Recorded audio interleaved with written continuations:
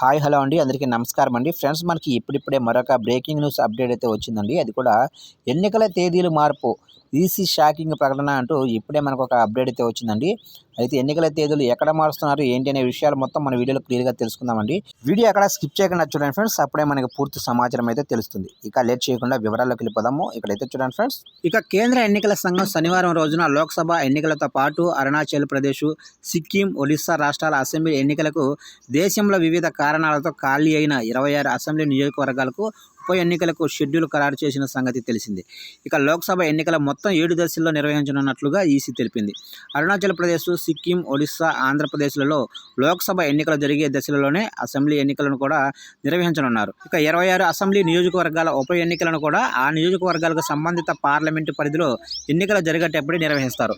ఇక మొత్తంగా ఓట్ల లెక్కింపు జూన్ 4వ తేదీన చేపట్టనుండగా ఈసీ తెలిపింది. అయితే ఇప్పుడు కేంద్ర ఎన్నికల సంఘం అరుణాచల్ ప్రదేశ్, సిక్కిం అసెంబ్లీ ఎన్నికల కౌంటింగ్ తేదీల్లో మార్పు చేసింది. ఈ రెండు రాష్ట్రాల్లో అసెంబ్లీ ఎన్నికల కౌంటింగ్ జూన్ 2వ తారీఖున చేపట్టనున్నట్లుగా తెలిపింది.